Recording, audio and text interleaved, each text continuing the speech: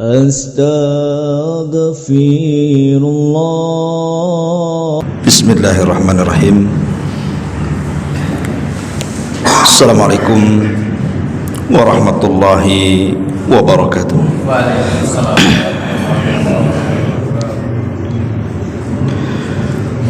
Alhamdulillah wassalatu wassalamu ala Rasulillah wa ala alihi wa sahbihi wa mawalah wa la hawla wa la quwata illa billahi wa ba'du. Alhamdulillah, segala puja dan puji hanya milik Allah subhanahu wa ta'ala. Salawat dan juga salam tahdiahkan kepada Rasul kita Nabi besar Muhammad sallallahu alaihi wa ala alihi wasallam.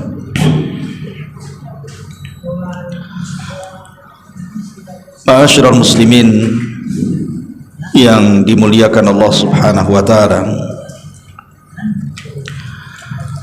alhamdulillah di malam hari ini dengan izin Allah subhanahu wa ta'ala kita kembali bisa duduk untuk bertalabul ilmi. Tak lupa salawat dan juga salam tetap kita hadiahkan kepada Rasul kita Nabi besar Muhammad sallallahu alaihi wasallam. Dan tema di malam hari ini masih tema seputar nasihat, di mana kita akan mengangkat satu tema nikmatnya sebuah kematian bagi seorang mukmin.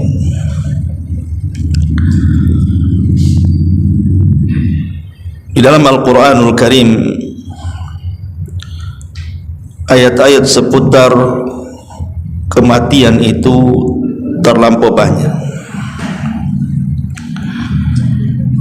Seperti umpamanya Allah subhanahu wa ta'ala berfirman, kullu nafsin dha'iqatul maut. Setiap jiwa itu pasti akan mengalami kematian. Ataupun Allah mengatakan, aynama takunu yudrikumul maut walau kuntum fi burujim musayyada. Dimanapun kalian berada, pasti kematian itu mengejar kalian, walaupun kalian di balik benteng yang kokoh sekalipun. Dan kematian itu sesuatu yang dibenci oleh setiap manusia. Qul innal mauta alladhi tafirruna minhu fa innahu mulaqikum. Katakanlah kematian yang membuat kalian lari itu pasti mengejar kalian. Lalu pertanyaan pun muncul, kenapa Allah subhanahu wa ta'ala menciptakan kematian? Kenapa kita ini harus mati? Kalau hidup terus kan enak gitu ya. Kenapa mesti disentuh dengan kematian? Dalam hadis Abi Darda radhiyallahu an, Nabi sallallahu alaihi wasallam mengatakan, laula thalathun ma ta'ta'a ibnu adam ra'sahu. Kalau bukan karena tiga perkara, kata Rasul, tidak mungkin kepala anak Adam itu mau merunduk. Kemudian beliau mengatakan, yang pertama al-faqru, kefakiran. Yang kedua al-maradu, sakit yang berkepanjangan. Dan yang ketiga al-mautu, kematian. Kalau tidak ada tiga perkara ini, manusia pasti akan menyombongkan dirinya. Sebab tiga perkara inilah maka kepala-kepala manusia bisa menunduk. Pertama, kefakiran. Apa yang disombongkan orang fakir? Makanya sudah saya katakan, kalau ada orang fakir sombong, itu dosanya lebih besar dibandingkan orang kaya sombong. Kalau orang kaya sombong, wajar ada pendorong sombongnya, kekayaan dia. Lah kalau fakir sombong ini apa yang disombongkan? Udah fakir sombong lagi. Orang fakir itu tidak bisa menyombongkan dirinya, karena tidak ada yang disombongkan di situ. Kemudian yang kedua, orang sakit. Apa yang disombongkan orang sakit? Apalagi sudah terbaring, sudah stroke, walaupun ketika sehat dia mantan jenderal sekalipun. Kalau sudah terbaring, geser 1 senti aja nggak bisa, harus digeser orang. Lalu apa yang disombongkan? Dan yang ketiga, kematian. Apa yang bisa kita lakukan dengan kematian? Sehebat apapun manusia tidak bisa menghadapi kematian itu. Pasti kematian akan mengejar dia. Itulah sebabnya kenapa Allah Subhanahu wa taala ciptakan kematian, supaya manusia itu tahu siapa dia. Bahwa di sana ada Allah Subhanahu wa taala yang menciptakannya. Ma'asyiral muslimin yang muliakan Allah Subhanahu wa taala, makanya di antara hikmah adanya kematian itu, yang pertama di antara hikmah kematian adalah kamalu qudratillahi azza wa jalla, sempurnanya kekuasaan Allah azza wa jalla, di mana Allah Subhanahu wa taala menciptakan kita ini atwar, dari satu proses ke proses berikutnya, dari segumpal sperma menjadi segumpal darah, kemudian menjadi segumpal daging, jadilah manusia. Kemudian ditiupkan ruh, dicatat rizkinya, ajalnya, amalnya, bahagia, celakanya. Kemudian lahirlah tu si manusia itu ke bumi. Kemudian dari bayi menginjak remaja, remaja jadi dewasa, dewasa kemudian menikah, punya anak, punya cucu, tua. Apa yang bisa dilakukan? Nunggu kematian. Itulah proses manusia. Manusia itu ada prosesnya. Falaula in kuntum ghaira madinin tarji'unaha in kuntum shadiqin. Maka mengapa jika kamu tidak dikuasai oleh Allah, kamu tidak mengembalikan nyawa itu ke tempatnya jika kamu orang-orang yang benar? Artinya tidak bisa mencegah adanya kematian, karena kematian ini salah satu proses yang menunjukkan tentang kesempurnaan qudratullahi azza wa jalla, kemahakuasaan Allah azza wa jalla.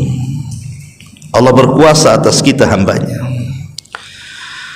Kemudian yang kedua, Allah Subhanahu wa taala menciptakan adanya kematian, begitu juga adanya kehidupan itu. Di antara hikmahnya adalah Allah ingin menguji kita. Siapa di antara kita ini yang baik amalannya? Makanya Allah Subhanahu wa taala mengatakan, "Alladzi khalaqal mauta wal hayata liyabluwakum ayyukum ahsanu amala." Dialah yang menciptakan adanya kematian, adanya kehidupan. Untuk apa? Untuk menguji kalian. Siapa di antara kalian yang baik amalannya? Bukan yang banyak amalannya, tapi yang baik amalannya. Karena yang banyak itu belum tentu baik. Makanya Fudail ibn Iyad mentafsirkan yang baik amalannya itu artinya yang ikhlas dan yang mencontoh Nabi. Itulah yang baik amalannya. Kemudian yang ketiga, dengan adanya kematian, bil mauti tasilun nafsu ilal yakin, maka jiwa akan sampai kepada keyakinannya. Maknanya sekarang manusia siapa tahu siapa sebenarnya dirinya. Ketika ajal sudah menjemput dia, sekarang tahu siapa kamu. Bahwa kamu itu hanya manusia, makhluk lemah yang diciptakan Allah, bisa hidup dan bisa mati. Lalu apa yang bisa kita sombongkan dari manusia itu sendiri? Kemudian juga yang keempat, bahwa Allah Subhanahu wa taala tidak menciptakan manusia itu berkekalan di dunia. Kenapa demikian? Karena memang Allah Subhanahu wa taala menciptakan manusia itu dari awal penciptaan pun memang Allah sudah katakan kepada Nabi Adam alaihi salam, inni ja'ilun fil ardi khalifah, kami jadikan di permukaan bumi, itu maksudnya Adam dan turunannya akan dijadikan khalifah. Apa khalifah? Khalifah itu artinya yakhlufu ba'duhu ba'dha, makhluk yang bergenerasi. Kalau kita tidak pernah mati, nggak ada generasi. Dengan kita mati ada generasi berikutnya anak-anak kita, anak-anak kita mati ada generasi berikutnya cucu-cucu kita, kemudian cicit-cicit kita, dan begitu seterusnya. Itulah manusia, makhluk yang bergenerasi. Harus ada generasi, makanya ada kematian. Kemudian juga yang kelima, Anda bisa bayangkan kalau seandainya tidak ada kematian, yang ada hanya kelahiran dan kehidupan. Sejak zaman Adam sampai hari ini, muat nggak itu Nagoya sini? Coba, kalau nggak ada orang mati, hidup semua tuh, si hari-hari sana lahir sini lahir, nggak akan muat nih kota Batam ini. Karena orang yang dipendam dalam tanah itu lebih banyak dibandingkan yang hidup di atas tanah. Kalau kita mau kalkulasi, kita hitung berapa jumlah orang dari Adam sampai yang terakhir, kemudian sebelum generasi kita ini, berapa kita tidak bisa jumlah itu, berapa nyawa yang ada dalam kubur itu yang sudah mati itu, entah berapa ratus juta tuh, kita tidak tahu jumlah mereka.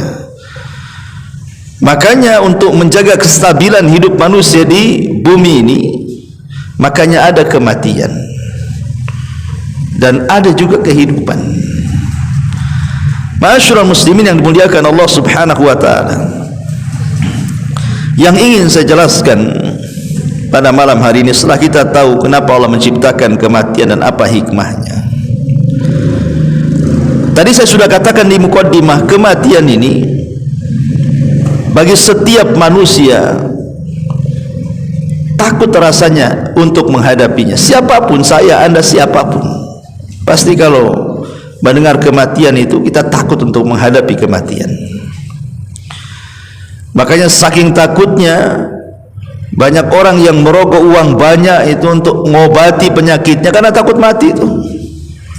Nggak bisa rumah sakit ini, rumah sakit sana, nggak bisa rumah sakit sana, rumah sakit sana lagi, sampai dia jual tanah, jual rumah, jual macam-macam karena takut mati. Tetapi yang ditakutkan itu pasti terjadi. Kiamat itu kan ada dua ya. Ada kiamat besar yang disebut dengan kehancuran alam semesta. Ada kiamat kecil. Lah kiamat kecil itu kematian. Nabi SAW mengatakan, "Idza qamat kiamat, idza mata ahadukum qamat qiyamatuhu." Kalau salah seorang di antara kalian meninggal dunia, berarti tegaklah kiamat kepada dia. Mana yang pasti? Kiamat besar atau kiamat kecil? Kita katakan kiamat kecil lebih pasti dibandingkan kiamat besar. Bukan berarti kiamat besar tidak akan terjadi, pasti terjadi, akan terjadi, dipastikan tidak mungkin meleset, pasti terjadi. Tapi kapan terjadinya itu kan kita tidak tahu, karena masih berproses. Dengan adanya tanda-tanda kiamat kecil, kemudian tanda-tanda kiamat besar, baru kemudian dikiamatkanlah dunia ini. Kita tidak tahu kapan dikiamatkan ini, walaupun banyak prediksi meleset kan itu. Tapi kalau kematian ini sebuah kepastian, ikhwan. Karena Nabi SAW sudah mengatakan, "A'maru ummati bainas sittina was sab'in." Usia umatku ini berkisar antara 60 sampai 70 tahun saja. Artinya Rasul sudah ngasih ancang-ancang tuh, bahwa umat Muhammad itu, umat Islam, usianya hanya berkisar 60 sampai 70 tahun saja. Dan sedikit yang melewati 70 tahun itu. Kalaupun ada itu sedikit. Kebanyakan di usia 70 tahun itu sudah OTW bahasa kitanya. OTW ke Tamiang atau ke kuburan Sungai Panas ini. Ya. Dari sini kita tahu bahwa kalau seandainya antum sekarang usianya 50 tahun, berarti udah ada ancang-ancang kan itu. 50 tahun nih. 10 tahun lagi 60 tahun. Nah, udah kan? Udah nampak tuh. 60 tahun ke 70 tahun. Nah, siap-siap aja lah. Lain dengan kiamat besar kan? Tanda-tanda kiamat besar aja belum muncul, adanya Dajjal, adanya Ya'juj Ma'juj dan begitu seterusnya. Tapi kalau kematian itu walaupun kita tidak bisa memprediksi secara pas, tapi ancang-ancangnya sudah ada tuh. Ma'asyiral muslimin yang dimuliakan Allah Subhanahu wa taala. Yang ingin saya jelaskan adalah bagi seorang mukmin kematian itu sebuah nikmat. Bagi seorang mukmin kematian itu sebuah nikmat. Jadi jangan antum pikir bahwa kematian itu menakutkan. Kematian itu perkara biasa. Hari-hari kita ditampakkan dengan adanya kematian. Makanya bagi seorang mukmin itu kematian sebuah nikmat. Lah kok bisa kematian itu sebuah nikmat? Bahkan sebagian para ulama mengatakan kematian itu adalah nikmat terbesar setelah hidayatul Islam. Setelah antum mendapatkan hidayah Islam, kematian itu adalah nikmat kedua terbesar.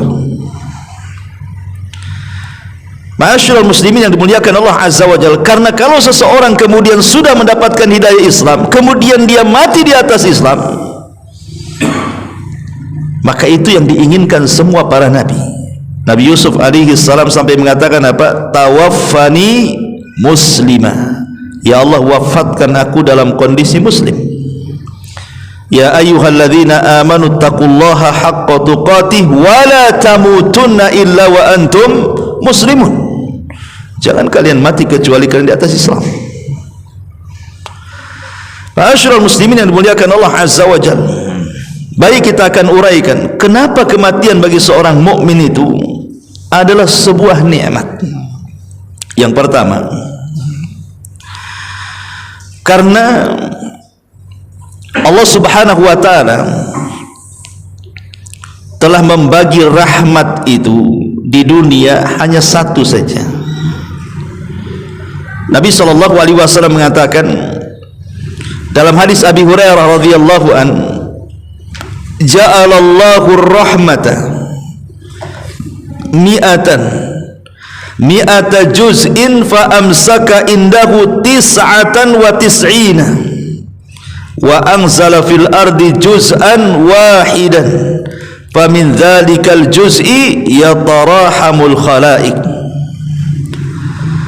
Dari Abu Hurairah radhiyallahu an, Rasul mengatakan Allah menjadikan rahmat itu 100 bagian, 99 dia tahan di sisinya, sedangkan 1 bagian ia turunkan ke bumi. Dari 1 bagian itulah semua makhluk saling menyayangi satu dengan yang lainnya. Anda bisa bayangkan, satu rahmat yang Allah turunkan di bumi saja itu sudah cukup bagi kita. Bagaimana Allah Subhanahu wa taala sayang dengan kita itu luar biasa. Di antara kita ada yang diberikan kesehatan, di antara kita ada yang diberikan harta yang banyak, di antara kita ada yang diberikan pasangan, anak-anak, kesenangan, macam-macam. Padahal cuma 1 yang diturunkan. Kalau seandainya Allah Subhanahu wa taala wafatkan kita, berarti kasih sayang Allah kepada kita itu bukan 1, tapi digabungkan dengan 99 kasih sayang Allah kepada kita. Seperti apa tuh kasih sayang Allah kepada kita itu setelah kematian? Di bumi saja Allah itu sayang dengan kita, padahal cuma 1 yang diturunkan ke bumi itu. Dan tidak mungkin orang mendapatkan 100 kasih sayang Allah kecuali harus disentuh kematian dulu. Karena yang diturunkan ke bumi cuma 1 yang dipegang oleh Allah, 99 rahmat. Yang 1 saja subhanallah luar biasa. Ma'asyiral muslimin yang dimuliakan Allah Azza wa Jalla. Jadi nikmat kematian bagi seorang mukmin itu karena kelak dia akan mendapatkan rahmat Allah secara sempurna. 100 rahmat diberikan kepada kita, bukan 1. Ya. Ini yang pertama. Yang kedua, bagi kematian seorang mukmin itu adalah istirahat. Kalau ada orang yang mengatakan, sering kita mendengar kalimat di masyarakat, ayo kita antar jenazah ini ke tempat peristirahatan yang terakhir. Kalau ditujukan kepada seorang mukmin, benar. Kalimat ini kalau untuk seorang mukmin, ya. Karena seorang mukmin itu dengan kematian dia istirahat dari lelah letihnya dunia. Tapi kalau kalimat ini ditujukan kepada orang kafir, kepada orang munafik, kepada orang fasik, ahli maksiat, tidak benar. Kalimat ini tidak benar. Kalau dikatakan ayo kita antar jenazah ini ke tempat peristirahatan yang terakhir, sementara dia pelaku maksiat, dia kira mau istirahat habis mati. Yang ada makin dia itu disibukkan dengan berbagai macam peristiwa di alam kubur itu. Makanya kalimat ini hanya berlaku kepada orang yang beriman, yang taat saja. Makanya dalam sebuah hadis dari Abi Qatadah radhiyallahu an, Nabi sallallahu alaihi wasallam satu hari marra alaihi bi janazatin, lewat padanya pengiringan jenazah. Faqala, tiba-tiba Rasul mengatakan mustarih wa mustarahum minhu. Kata Nabi sallallahu alaihi wasallam, ada orang yang mendapatkan kenyamanan atau istirahat, dan ada pula orang yang lain yang menjadi nyaman istirahat karena ketidakadaan dia, katanya.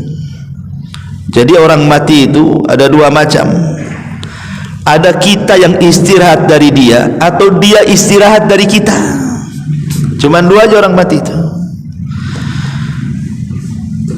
Saya ulangi, orang mati itu cuma ada dua tuh. Mungkin kita beristirahat dari dia, syukurlah dia mati. Kalau nggak mati, habislah kita. Nah, itu orang zalim. Ya, coba kalau dia masih hidup, wah kacau tuh. Alhamdulillah dia mati. Kita istirahat. Nggak ada dia itu kita istirahat. Atau terbalik, ya, dia yang istirahat dari kita. Karena boleh jadi kita pula yang suka zalimi dia, yang suka nyakiti dia, dan begitu seterusnya. Dia dengan kematian istirahat tuh. Dari penatnya dunia, dari lelahnya dunia, letihnya dunia, dia beristirahat tuh. Makanya Nabi SAW mengatakan, faqalu mal mustari wa mal mustarahu minhu Rasul. Siapa yang beristirahat dan siapa yang diistirahatkan itu. Maka Rasul mengatakan, al abdul mu'min yastarihu min nasabid dunya wa adhaha. Kata Nabi SAW, adapun kematian seorang mukmin, adapun kematian hamba yang mukmin adalah orang yang beristirahat dari keletihan dunia dan kesulitannya. Wal abdul fajir, adapun hamba yang jahat, ahli maksiat, yastarihu minhul ibad wal bilad wasyajar wad dawab, kata Rasul. Adapun orang yang fajir, gemar maksiat, maka hamba Allah yang lainnya, negeri-negeri, pepohonan, hewan-hewan, merasa bersyukur dan beristirahat dengan kematiannya. Nah, kita masuk yang mana tuh kalau mati itu? Yang orang lain senang dengan kematian kita, ataukah yang kita senang dengan kematian kita? Ma'asyiral muslimin yang dimuliakan Allah Subhanahu wa taala. Jadi bagi seorang mukmin, kenapa kematian itu nikmat? Karena lelah letihnya kehidupan dunia berakhir sampai di situ. Dan Allah akan gantikan dengan kenikmatan yang jauh lebih hebat setelah kematiannya. Ini yang nomor dua. Yang nomor tiga, kematian seorang mukmin adalah sebuah nikmat. Karena ada hadis Nabi SAW yang mengatakan, man ahabba liqa Allah ahabballahu liqa'ah, wa man kariha liqa Allah karihallahu liqa'ah. Kata Nabi SAW dalam hadis Anas dari Ubadah ibn Samit radhiyallahu an, barang siapa yang cinta berjumpa dengan Allah, maka Allah pun cinta berjumpa dengan dia. Tapi siapa yang benci berjumpa dengan Allah, Allah pun tidak suka kau berjumpa dengan dia. Maksudnya gimana? Ya. Maksudnya adalah kalau selama hidup seorang mukmin ini memang dia tanam kehidupannya itu untuk kehidupan setelah kematiannya. Dia beribadah kepada Allah lelah letih setiap hari, mulai dari solatnya, puasanya, sedekahnya, macam-macam ibadahnya dilakukan dengan harapan dia sedang membangun satu istana di sorga, satu taman di sorga. Maka ketika dia menjelang kematiannya, maka dia sangat senang. Kenapa? Karena ingin kembali ke rumah yang dibangunnya tuh. Tapi kalau seandainya dia tidak pernah menanam saham untuk akhiratnya, dia tanam semua di dunia, tidak pernah solat, tidak pernah puasa, tidak pernah zakat, tidak pernah sedekah, yang ada bangun rumah besar-besar, beli tanah lebar-lebar, uangnya sampai di 230 rekening, yang banyaknya. Itu saat mati itu dia nggak mau mati. Kenapa tahu mau mati? Rumah mau ditinggal dia, tanah ditinggal dia, rekening ditinggal dia, kendaraan akan ditinggal dia. Makanya dia tak mau mati itu, karena setelah kematian dia tidak punya lagi itu kehidupan setelahnya. Itulah makna daripada hadis, siapa yang cinta berjumpa dengan Allah, maka Allah cinta juga berjumpa dengan dia. Kenapa? Karena dia sudah mempersiapkan segalanya di akhirat. Makanya dengan kematiannya senang dia supaya cepat pulang, cepat kepada rumah yang pernah dibangunnya di dunia itu. Ini yang ketiga. Yang keempat, bukan hanya berjumpa dengan Allah, tapi juga berjumpa dengan orang-orang saleh. Dari orang-orang saleh yang sudah meninggal sebelum kita, mungkin dari keluarga kita lah, entah orang tua kita, entah kakek kita, entah saudara-saudara kita yang telah meninggalkan kita dengan keimanan mereka. Di zaman Nabi SAW, seorang sahabat namanya Bilal ibn Rabah radhiyallahu anhu, saat detik-detik wafatnya, istrinya mengatakan di hadapan Bilal ibn Rabah dan mengatakan, duhai kasihan suamiku, katanya. Karena ketika itu Bilal sedang meregang nyawa. Duhai kasihan suamiku.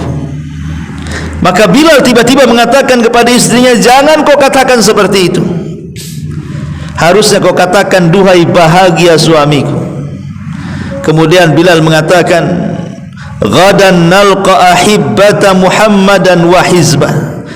Karena besok setelah aku mati, aku bisa berjumpa dengan Muhammad sallallahu alaihi wasallam dan sahabat-sahabat yang lainnya.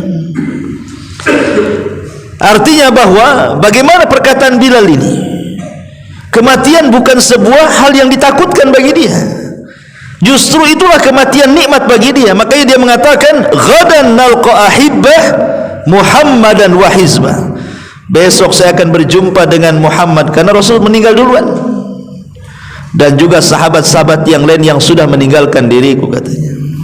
Maka kematian itu bagi seorang mukmin adalah sebuah kesenangan nikmat, karena dengan kematian itulah kita akan berjumpa dengan orang-orang saleh setelah kematian. Kemudian juga dengan adanya kematian bagi seorang mukmin, minimalnya ikhwan, menyedikitkan maksiat kita. Karena ada orang-orang yang memang dicepatkan kematiannya oleh Allah. Kalau dilambatkan banyak dia dosanya. Tapi ada yang Allah berikan usia panjang karena Allah sayang, diberikan kesempatan untuk tobat bagi dia. Makanya bagi seorang mukmin, usia lama-lama itu mengkhawatirkan kalau seandainya tidak banyak yang diraih dari amal saleh. Dari sini Nabi SAW mengatakan, khairun nasi man tala umruhu wa hasuna amaluhu. Sebaik-baik manusia itu yang panjang umurnya, baik pula amalannya. Tetapi wa syarrun nas, seburuk-buruk manusia itu man tala umruhu wa sa'a amaluhu. Dah panjang umurnya, buruk pula amalnya. Bagi seorang mukmin, kalau cepat mati itu senang mereka, karena pertanggungjawaban di hadapan Allah tidak banyak. Kalau lama-lama nanti banyak dosa lagi kan, banyak pula pertanggungjawabannya nanti. Tapi walaupun demikian ya, janganlah kemudian seseorang itu berangan-angan ingin mati. Tidak boleh, dilarang. Rasul mengatakan tidak boleh seseorang itu berangan-angan ingin mati. Kenapa? Karena kalau seandainya Allah takdirkan dia hidup, boleh jadi dia bisa menambah amalannya. Atau kalau dia orang jahat, berarti ada kesempatan untuk bertobat kepada Allah Azza wa Jalla. Tapi kalau memang harus menghendaki adanya kematian, maka katakanlah, ya Allah, kalau memang kematian baik bagiku, wafatkan saja. Tapi kalau memang kehidupan lebih baik bagiku, sembuhkanlah penyakit saya. Seperti itu doanya ya. Ma'asyiral muslimin yang dimuliakan Allah Azza wa Jalla. Kemudian juga di antara alasan kenapa kematian itu nikmat bagi seorang mukmin, karena dia akan cepat mendapatkan balasan yang selama ini di dunia sudah lelah letih dia. Letih dia solat, letih dia puasa, habis uangnya untuk sedekah, kesana kemari beribadah kepada Allah Azza wa Jalla. Dia habiskan semua daya upaya waktunya untuk Allah Azza wa Jalla. Berarti dengan adanya kematian, dia akan lebih mempercepat mendapatkan balasan apa yang selama ini diamalkan di dunia. Dari sini Allah Subhanahu wa taala mengatakan, wa ammal ladzina amanu wa amilus salihat falahum jannatul ma'wa nuzulam bima kanu ya'malun. Adapun orang-orang yang beriman dan mengerjakan kebajikan, maka mereka akan mendapatkan sorga-sorga tempat kediaman sebagai pahala atas apa yang mereka kerjakan. Ma'asyiral muslimin yang dimuliakan Allah Subhanahu wa taala.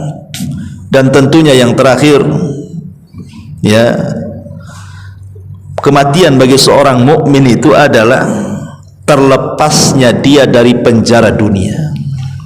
Karena Rasul mengatakan apa? Ad-dunya sijnul mu'min wa jannatul kafir. Dunia ini penjara bagi orang beriman, tapi surga bagi orang kafir. Coba lihat orang yang keluar penjara itu, wah senang kan? Senang orang keluar penjara itu.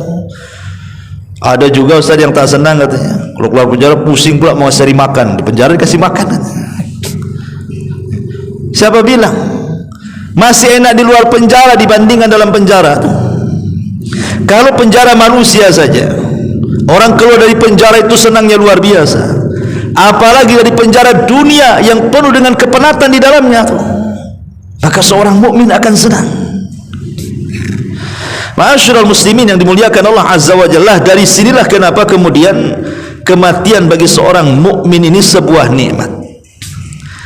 Ma'asyiral muslimin yang dimuliakan Allah Subhanahu wa taala. Kemudian lebih daripada itu, saat kematian seorang mukmin, ada banyak kabar gembira yang Allah akan habarkan kepada kita. Kurang lebih sekitar 12-13 kabar gembira bagi kematian seorang mukmin itu. Apa saja? Yang pertama, Allah Subhanahu wa taala berfirman di dalam surah An-Nahl. Allah mengatakan dalam surah An-Nahl itu, kadzalika yajzillahul muttaqin alladzina tawaffahumul malaikatu thayyibina yaquluna salamun alaikum udkhulul jannata bima kuntum ta'malun. Demikianlah Allah berikan balasan kepada orang-orang yang bertakwa, yaitu orang-orang yang ketika diwafatkan oleh para malaikat maut dalam keadaan baik, mereka para malaikat mengatakan kepada mereka, keselamatan bagi kalian, masuklah kalian ke dalam surga karena apa yang telah kalian kerjakan. Dan Allah juga katakan dalam surah Fussilat ayat 30-nya, innalladzina qalu rabbunallah tsumma istaqamu tatanazzalu alaihimul malaikatu alla takhafu wa la tahzanu wa abshiru bil jannati allati kuntum tu'adun. Orang-orang yang mengatakan Rabb kami Allah, kemudian mereka istiqomah, saat kematiannya turun malaikat menghabar gembirakan di telinganya, jangan takut, jangan sedih, karena surga sudah Allah janjikan kepadamu. Ini kabar gembira yang pertama. Apa itu? Bisikan-bisikan kebaikan saat kematian. Dan itu hanya kepada orang yang beriman. Ya.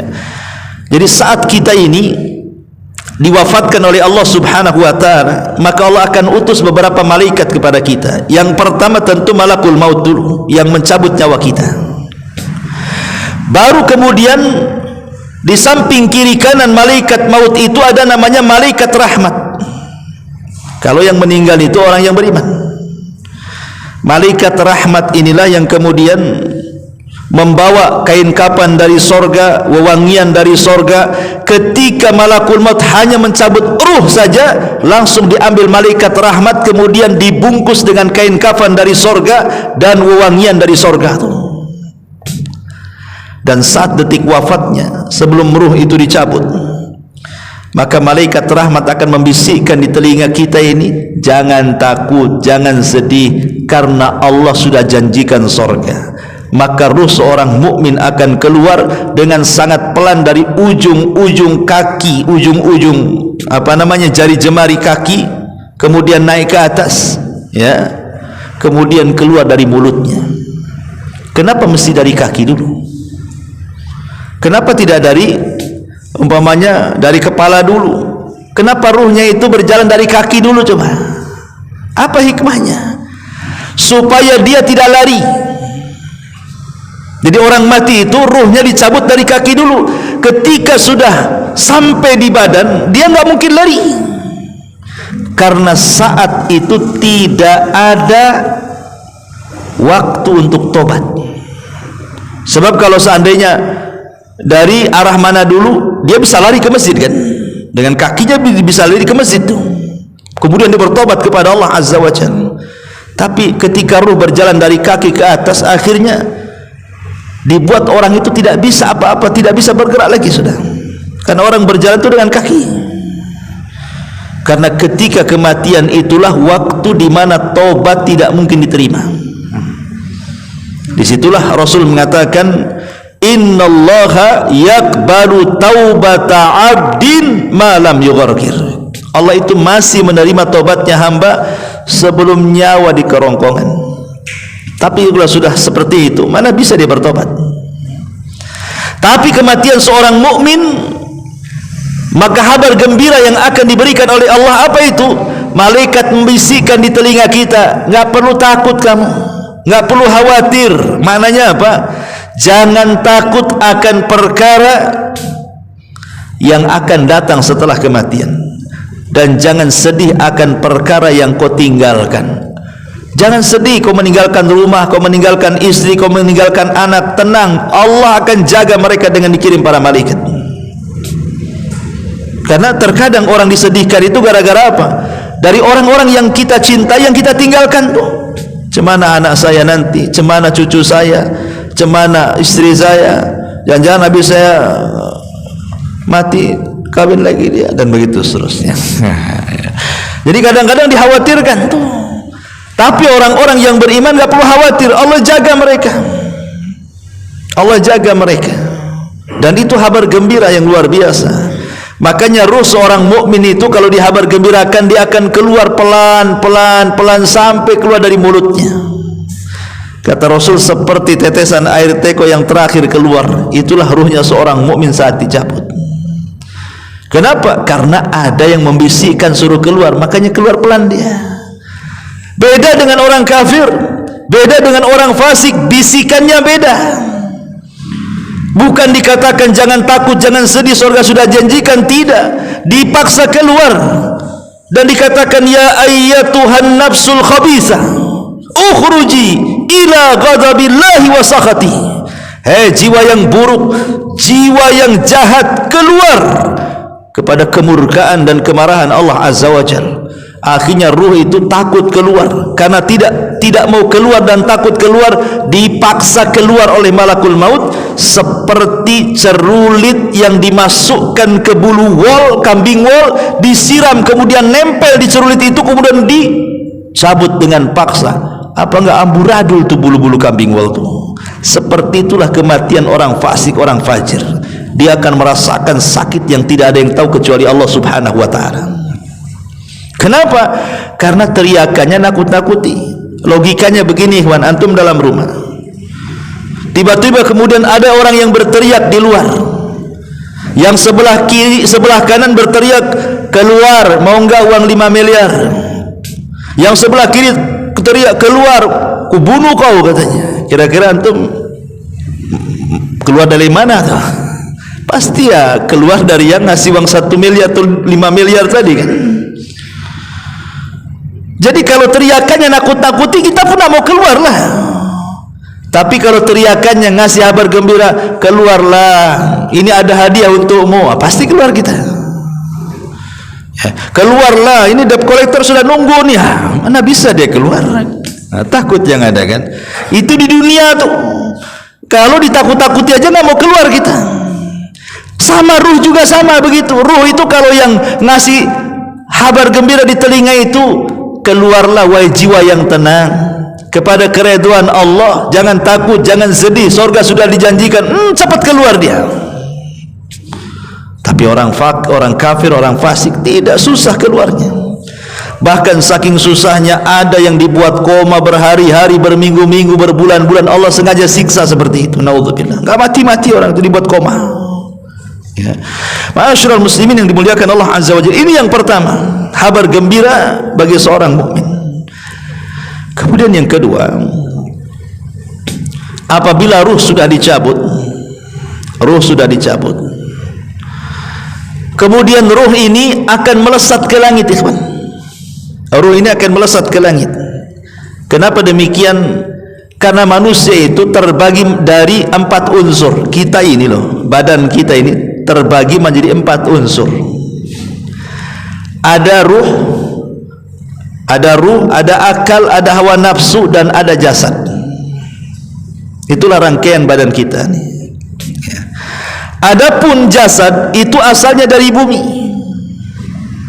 Karena Adam itu asal penciptaan manusia dari mana? Dari tanah. Berarti jasad itu asalnya dari tanah, kembali ke tanah. Tapi ruh itu asalnya dari Allah. Makanya dia melesat ke Allah sana. Ruh gandengannya dengan akal, jasad itu gandengannya dengan hawa nafsu. Makanya jasad ini dia cenderung dengan hawa nafsu, akhirnya mengikuti syahwat dia. Makan, minum, tidur, ya, perempuan dan begitu seterusnya, itulah syahwat. Ya. Kemudian ruh ini beda. Ruh ini dia bergabungnya dengan akal. Makanya ruh ini dia lebih sehat dibandingkan badan. Saat kematian ruh ini naik melesat ke langit karena memang dia berasal dari Allah, maka kembali kepada Allah dia. Ketika sampai di langit pertama, maka ruh yang diangkat oleh malaikat-malaikat ini kabar gembira yang kedua adalah semua malaikat di langit memuji dia dan dikatakan, ini ruhnya siapa ini? Maka malaikat yang membawa ruh kita itu mengatakan, oh, ruhnya fulan bin fulan.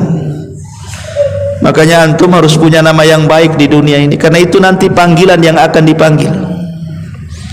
Ya, nama yang baik. Islam kan sudah mengatur nama tuh. Ustaz, kadang nama saya jelek, ganti, apa susahnya? Apa perlu akikahan lagi? Tidak perlu. Ya. Kalau akikahan ya jangan lupa undang saya aja. Artinya gantilah, ya. Kalau memang jelek namanya ganti. Karena itu nama yang akan dipanggil di langit itu. Kata malaikat itu siapa tuh? Kata malaikat pembawa ruh, malaikat rahmat ni fulan bin fulan. Maka semua memuji ruh kita ini. Akhirnya langit pertama dibuka, kedua, ketiga, sampai ketujuh, sampai melesat berjumpa dengan Allah. Dan Allah katakan, kembalikan ruh ini ke dalam jasadnya, tapi catatannya letakkan di tempat yang paling tinggi fil illiyin. Kabar gembira. Semua malaikat memuji kita dan kita diperjumpakan dengan Allah Subhanahu wa taala. Tapi ruhnya orang kafir, ruhnya orang munafik, jangan lagi melesat ke langit pertama, kedua, ketiga. Baru di pintu langit pertama saja malaikat penjaga pintu tidak mau buka pintunya. Sampai Allah mengatakan, la tufattahu lahum abwabus sama wa la yadkhulunal jannah hatta yalijal jamalu fi samil khiyat. Allah tidak akan membukakan pintu-pintu langit, bahkan mereka tidak akan masuk surga sampai ada cerita unta masuk ke liang jarum. Tidak ada kabar gembira bagi mereka. Tapi orang yang beriman ada kabar gembira. Dipuja-puji malaikat di langit sana, disebut-sebut namanya, dan dihantarkan dengan baik-baik dari langit, dikembalikan kepada ruhnya. Ini kabar gembira yang kedua. Kabar gembira yang ketiga, ketika ruhnya sampai di jasadnya. Karena ahli sunnah meyakini bahwa ada fitnah kubur itu, maksudnya fitnah kubur itu pertanyaan dua malaikat Munkar dan Nakir. Itu disebut fitnah kubur. Itu terjadi bil jasadi waruh, dengan jasad dan juga dengan ruh. Seperti kita sekarang ini jasad dengan ruh. Coba Anda bisa bayangkan, ketika ruh menyatu lagi kemudian kita hidup, rupanya kita hidup di satu ruangan yang 1 meter ke 1,5 meter. Coba, gimana perasaan kita hidup sendiri di situ? Jangan lagi di dalam kuburan ya.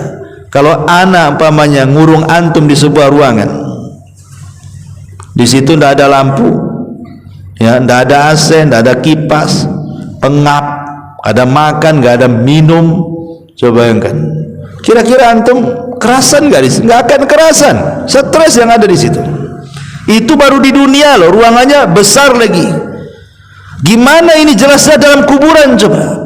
Nah, ini kan ngeri sebenarnya kalau kita memerenungkan sedikit alam kubur itu. Makanya ketika ruh masuk ke dalam jasad, tiba-tiba dia terbangun di ruangan yang sangat sempit sekali. Tiba-tiba kemudian Munkar dan Nakir secara tiba-tiba membentak kita. Man rabbuk wa ma nabiyyuk wa ma dinuk, katanya. Siapa Rabbmu? Siapa nabimu? Apa agamamu? Coba bayangkan. Ikhwatu fillah muliakan Allah Azza wa Jalla. Jawaban-jawaban dari pertanyaan Munkar dan Nakir ini bukan hafalan. Kalau di dunia kita bisa lah menghafal tuh. Oh Allah Tuhanku, Muhammad Nabiku, Islam agamaku. Ya, di dunia kita bisa menghafal.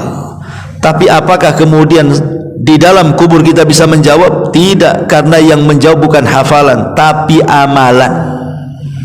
Yang menjawab itu bukan hafalan tapi amalan. Amalan kita yang menjawab. Kalau seandainya kemudian kita sanggup menjawab, nah inilah kabar gembira yang ketiga. Orang-orang yang beriman akan dimantapkan jawabannya. Yusabbitullahu alladzina amanu bil qaulis sabit.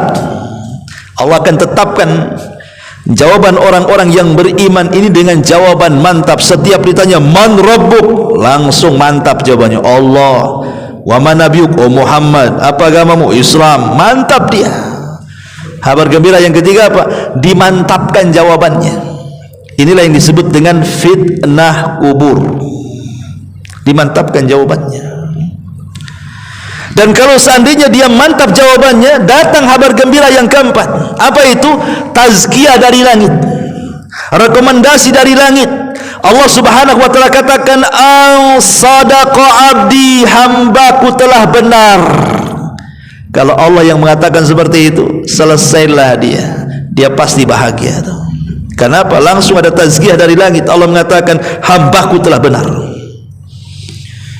Siapa? Kita ngasih tazkiyah itu belum tentu lulus. Saya sering ngasih tazkiyah sama orang-orang yang mau kuliah di Madinah, ya, di Yaman. Tolonglah Ustaz, buatkan tazkiyah, rekomendasi dari Ustaz lah. Saya buat. Tak lulus. Kurang sakti tazkiyah saya mungkin. Gitu ya kan.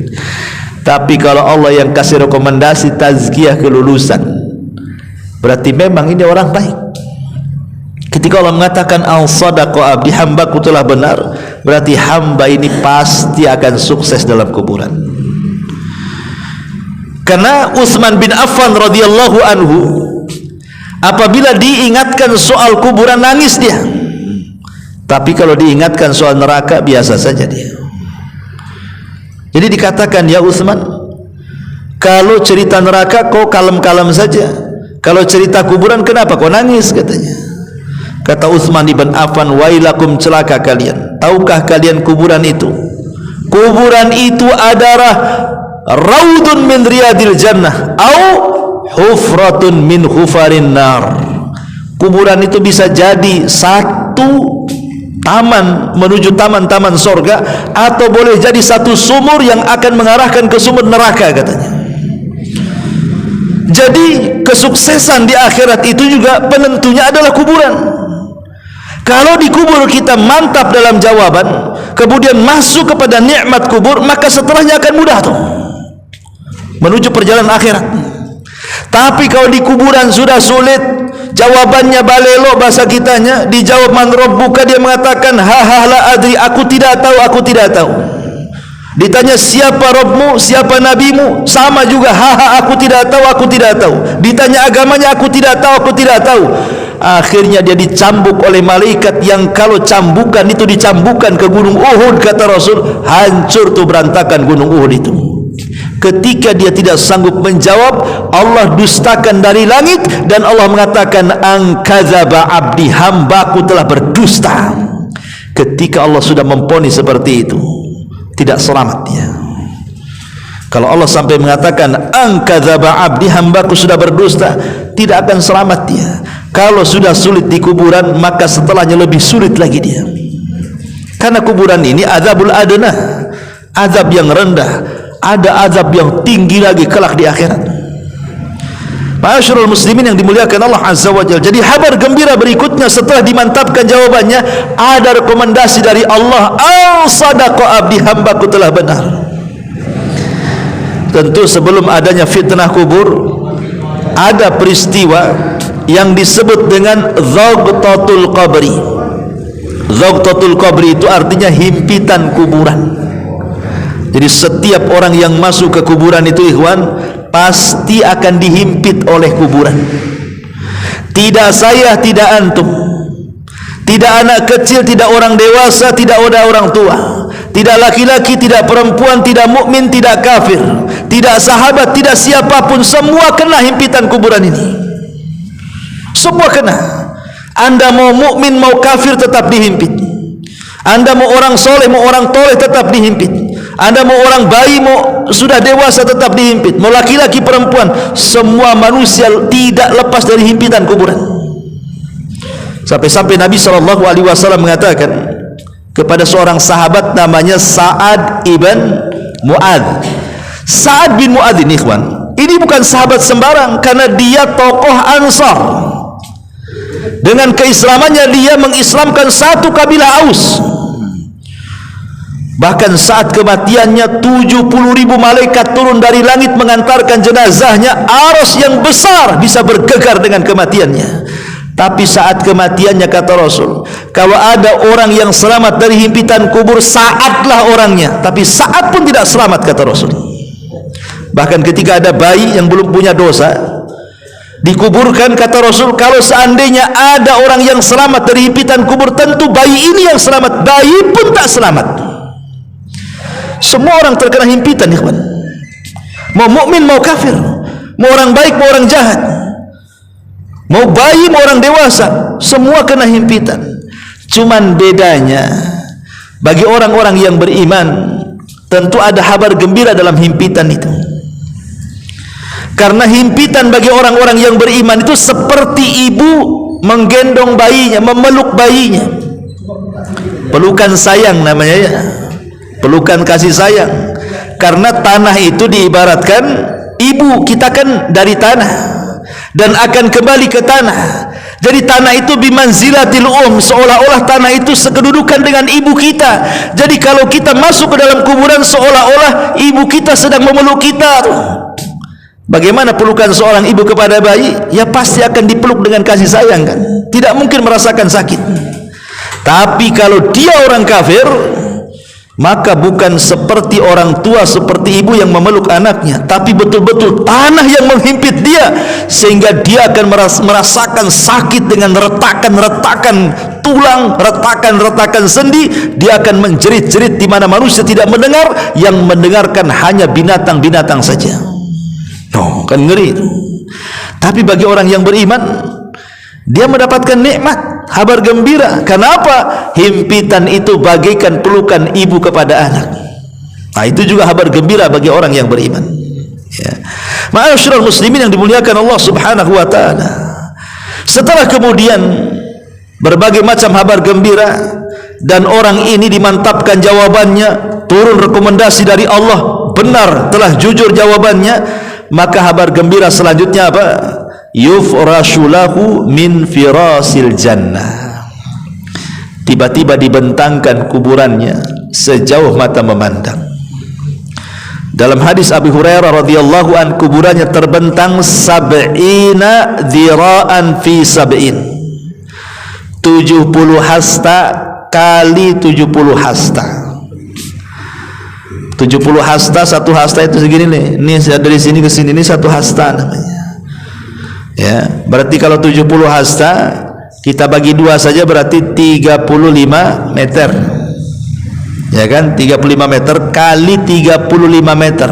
Ah, itu luasnya kuburan itu seperti itu, meluas. Itu dalam hadis Abu Hurairah. Tapi dalam hadis Bara bin Azib beda lagi. Jadi ketika kuburan itu diluaskan bukan 70 hasta kali 70 hasta, tapi madal basar, sejauh mata memandang. Seperti antum naik ke tempat yang paling tinggi gitu ya, di mana di sini, pandanglah sejauh mata memandang. Seperti itulah kuburan itu diluaskan sejauh mata memandang. Tetapi ikhwatu fiddin, ini perkara gaib, tidak bisa antum taruh CCTV di situ. Kata Ustadz katanya kuburannya meluas, saya taruh CCTV, ditongkrongi depan komputer, tak ada gerak-gerak tuh. Ya, karena orang ini bego, ya. Dia mau menyamakan perkara nyata dengan perkara gaib, tidak bisa. Perkara gaib itu alladzina yu'minuna bil ghaib, cukup diimani, bukan diteliti. Ya. Oh, kata Ustadz, mungkar nakir datang, kita taruh CCTV, ditunggui, mana si mungkar si nakir, tetap datang-datang. Tetap aja tuh si jasad tuh diam saja dalam kuburan tuh. Ini perkara gaib, tidak bisa kemudian disamakan dengan perkara nyata. Cukup diimani saja bahwa ada perkara-perkara seperti itu. Ma'asyiral muslimin yang dimuliakan Allah Azza wa Jalla. Kemudian setelah kuburannya dibentangkan sejauh mata memandang, maka Allah Subhanahu wa taala akan memberi kabar gembira yang lain, disuruh dibuka tuh pintu sorga, diarahkan ke kuburannya. Anda bisa bayangkan pintu sorga dibuka, kemudian diarahkan ke kuburannya, maka masuklah angin dari sorga ke dalam kuburnya tuh. Makanya terkadang ada cerita-cerita kok kuburannya wangi gitu ya. Ya boleh jadi itu mungkin juga wangi dari sorga, kita tidak tahu. Ya. Ma'asyiral muslimin yang dimuliakan Allah Azza wa Jalla. Kemudian apa yang terjadi? Kata Allah, hantarkan kasur dari sorga. Kasur dari sorga lagi masuk ke kuburan. Hantarkan pakaian dari sorga, hantarkan makanan dari sorga, hantarkan minuman dari sorga. Subhanallah, saya bayangkan. Itu yang disebut dengan nikmat kubur tuh. Nikmatnya tidak terbayang dengan mata, tidak terbayang dengan telinga, terlintas pun tidak bisa, saking nikmatnya nikmat kubur tuh. Karena belum masuk sorga saja pintu sorga sudah dibuka, sudah dihantar-hantarkan tuh barang-barang sorga ke dalam kuburannya tuh. Kemudian di situ Allah Subhanahu wa taala akan memerintahkan para malaikat untuk apa? Untuk menghabarkan kepada orang yang ada di kubur itu dengan menjelmakan amal soleh seperti manusia. Tiba-tiba kemudian dia sedang tidur, sedang makan, sedang nyaman lah dalam kubur itu. Datang pula orang ganteng sak ganteng-gantengnya, baik sak baik-baiknya, ucapannya indah, masya Allah. Tahu-tahu ngajak ngobrol lah dengan kita di situ. Saking asik, tak sadar rupanya kiamat pula mau dibangkitkan. Itulah kalau keasikan ngobrol. Ya, kadang-kadang kalau antum asik ngobrol kan malam itu kan, udah kopi, kretek, apa semua kan, tutur jam 3 kan, namanya orang ngobrol gak sadar. Apalagi kopinya tuh ember cat kaleng, makin kan. Jadi ada orang yang diajak ngobrol, apalagi lawan ngobrolnya enak kan nggak terasa tuh. Apalagi nggak lawan ngobrolnya istri antum belum kawin lagi kan, lagi pacaran gitu. Kok bentar kali katanya, duduk Bentar kali ya, itulah orang kalau dicintai kan begitu. Tahu-tahu yang lama itu jadi sebentar. Tiba-tiba kiamat diumumkan, mau dikiamatkan tuh. Jadi si kawan ini ngomong sama kita, nih mau dikiamatkan nih. Mau dikiamatkan. Langsung dia mengatakan, ya Rabb, cepat kiamatkan katanya. Kemudian dia mengatakan, kamu ini siapa, baik kali mau menemani aku dalam kuburanku katanya. Barulah dia ngaku, ana amaluka soleh, saya amal solehmu loh, saya solatmu, saya zikirmu, saya baca Quranmu, saya kebaikanmu, saya sedekahmu, saya silaturahimmu. Wah, disebutkan sayalah amal solehmu. Jadi amal soleh inilah yang akan menemani kita di dalam kubur itu. Maka makin banyak amal soleh di dunia, makin enak kita dalam kubur, teman yang akan menemani kita. Ma'asyiral muslimin yang dimuliakan Allah Azza wa Jalla. Kemudian kabar gembira yang lainnya adalah dia digambarkan dalam kubur itu tempat duduknya di sorga. Kayak raya tancap. Ya, antum di dalam kubur itu nampak ini istana antum nih, nanti masuk ini istana antum nih, ini rumah antum nih. Ya, nampak nanti. Bayangkan dalam kubur itu sudah digambarkan di tempat duduk antum di situ tuh. Gimana kita kemudian nggak kepengen kan gitu? Udah jelas-jelas tempat duduknya di situ. Makanya dia meminta kepada, ya Allah adkhilil jannah, ya Allah masukkan aku ke surga, Tapi Allah Subhanahu wa taala mengatakan kepada dia, nim naumatal arush. Ya, tidurlah kamu seperti pengantin baru. Jadi orang yang beriman dalam kubur itu ditidurkan seperti pengantin baru, ikhwan. Tidak terasa dengan waktu yang lama. Padahal sejak zaman Adam sampai sekarang nggak dikiamat-kiamatkan tuh. Atau yang meninggal di zaman Nabi sampai sekarang sudah 14 abad yang silam nggak dikiamat-kiamatkan tuh. Kalau sekarang kita mati hari ini, ke kiamat itu berapa ratus tahun lagi nggak dikiamat-kiamatkan. Berarti kita lama di kuburan. Bagi seorang mukmin tidak pengaruh mau lama mau tidak di kuburan itu. Kenapa? Karena Allah katakan nim naumatal arush, tidurlah seperti pengantin baru. Nggak terasa, tahu-tahu subuh aja kan begitu. Pengantin baru. Ya. Kalau pengantin lama kayak lama kali tidur. Itu pengantin lama. Kalau pengantin baru cepat aja kan. Kemudian wa yunawwar lahu qabruhu, dibuat cahaya tuh kuburannya.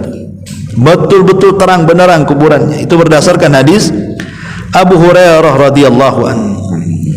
Ma'asyiral muslimin yang dimuliakan Allah Subhanahu wa taala. Kemudian kabar gembira seterusnya ketika betul-betul kemudian sangkakala ditiup Israfil, maka ruh seorang mukmin akan diletakkan di tempat yang paling tinggi di sorga, namanya Illiyin.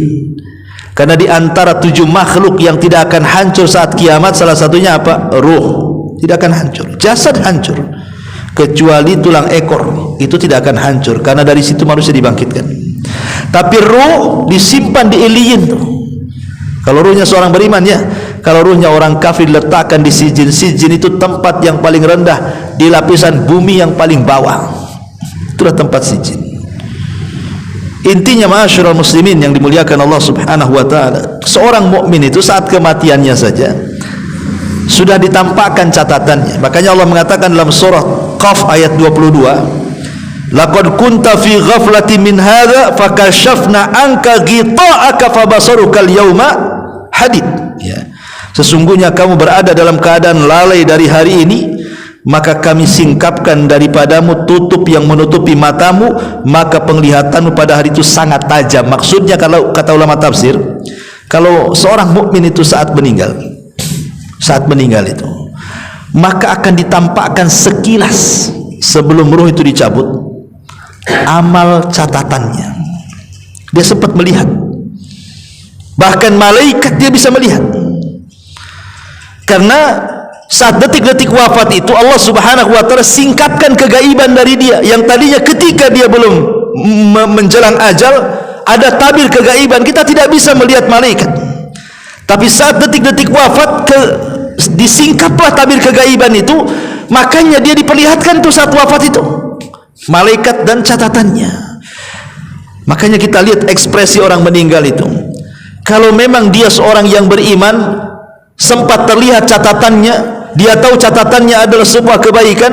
Kita lihat kematiannya, ekspresinya macam-macam. Terkadang dia bisa mengucapkan la ilaha illallah, terkadang dia meninggal tiba-tiba membaca Al-Quran, terkadang dia meninggal di tempat-tempat kebaikan, di tempat-tempat ibadah, macam-macam ya, untuk menunjukkan tanda dia husnul khotimah, atau mungkin berkeringat dahinya. Tapi ada yang kemudian melihat catatannya itu malah ketakutan, karena mungkin keburukannya lebih banyak, makanya ditalkin berkali-kali pun tidak mau jawab dia. Bahkan yang ada banyak orang yang ditalkin, rupanya yang keluar bukan la ilaha illallah, tapi kalimat yang lain pula dia keluar.